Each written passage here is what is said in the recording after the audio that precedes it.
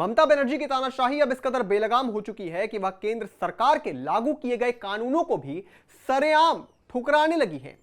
लोकतंत्र की मर्यादा को ताक पर रखकर वह अपने राज्य को मानो एक अलग गणराज्य घोषित करना चाहती हैं। बंगाल की सीमाओं पर जैसे संविधान की शक्ति ठहर जाती है और ममता बनर्जी की मनमर्जी शुरू हो जाती है।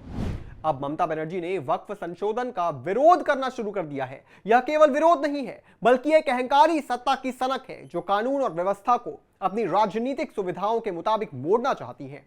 लेकिन गृह मंत्री अमित शाह ने भी साफ कर दिया है कि देश में वही होगा जो केंद्र सरकार चाहेगी। लेकिन अब इस टकराव का क्या होगा अंजाम, देंगे आपको इस पर पूरी जानकारी। पर उससे पहले आयोन भारत को सब्सक्राइब कर लीजिए। नमस्कार, मैं हूं आपके साथ स्नेहित श्रेयस। आयोन भारत देख रहे हैं आप। आपको पूरी खबर बताते हैं। पहले पश्चिम बंगाल की मुख्यमंत्री ममता बनर्जी ने बुधवार को बड़ा ऐलान किया है। कोलकाता में जैन समुदाय के कार्यक्रम को संबोधित करते हुए ममता बनर्जी ने कहा, केंद्र के वक्फ संशोधन विधेयक और कानून को पश्चिम बंगाल में लागू नहीं किया जाएगा। मैं अल्पसंख्यक लोगों और उनकी संपत्तियों की रक्षा करूंगी। मैं जानती हूं कि वक्फ अधिनियम के लागू होने से आप दुखी हैं, मगर भरोसा रखें, बंगाल में ऐसा कुछ नहीं होगा जिससे कोई बांट कर राज कर सके। बांग्लादेश की स्थिति देखिए, वक्फ संशोधन विधेयक को अभी पारित नहीं किया जाना चाहिए था। यह हाल तब है जब राष्ट्रपति द्रौपदी मुर्मू ने विधेयक को अपनी मंजूरी दे दी है। आपको पता ही है, वक्फ संशोधन कानून के खिलाफ विरोध प्रदर्शन के दौरान बंगाल के मुर्शिदाबाद में हिंसा भड़क गई थी। भाजपा ने सीएम ममता बनर्जी पर कहा था कि सरकार कानून व्यवस्था बनाए रखने में विफल हुई है। लेकिन यह तानाशाही अमित शाह चलने नहीं देंगे। आपको याद होगा, अमित शाह ने कहा था कि बंगाल में जैसे ही बीजेपी की सरकार बनेगी, हम सबसे पहले बंगाल में अवैध घुसपैठियों पर नियंत्रण करेंगे।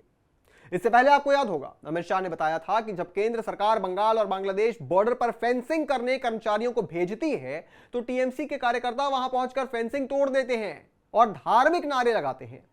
इधर ममता बनर्जी कहती हैं कि सेंट्रल गवर्नमेंट के जवान ही घुसपैठ करवा रहे हैं। लेकिन ममता दीदी ये क्यों नहीं बताती कि घुसपैठियों को आधार कार्ड, राशन और योजनाओं का लाभ कौन दे रहा है?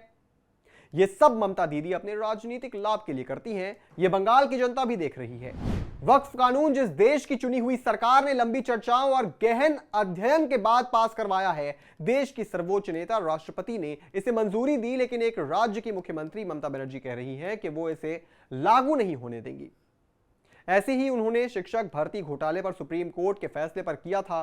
सुप्रीम कोर्ट का फैसला मानने से इनकार कर दिया था। इससे पहले पश्चिम बंगाल में सीबीआई और ईडी के प्रवेश पर पाबंदी लगा दी थी। बाद में जब एंटी करप्शन ब्यूरो ने गबन घोटालों और सरकारी व्यवस्था में लूट खसोट का खुलासा किया, तब देखने वालों की आंखें फटी की फटी रह गई। पूरे देश में वक्फ कानून लागू हो चुका है, लेकिन पश्चिम बंगाल में ममता दीदी लागू नहीं होने देंगी। हाँ, वक्फ के नाम पर जो पश्चिम बंगाल में हिंसा हो रही है, उस पर उनके होंठ सिले हुए हैं। क्या हिंसा ममता सरकार की सह पर की जा रही है? वरना आखिर क्या वजह है कि पिछले कई दिनों से वक्फ कानून के विरोध के नाम पर बंगाल में कानून व्यवस्था का मखौल उड़ाया जा रहा है और ममता बनर्जी संवैधानिक प्रक्रिया से पास हुए कानून का विरोध करने में व्यस्त हैं? इस पूरी खबर पर आप क्या सोचते हैं दोस्तों, हमें कमेंट करके जरूर बताएं। और तमाम बड़ी खबरों से जुड़े रहने के लिए आप देखते रहें आयोन भारत।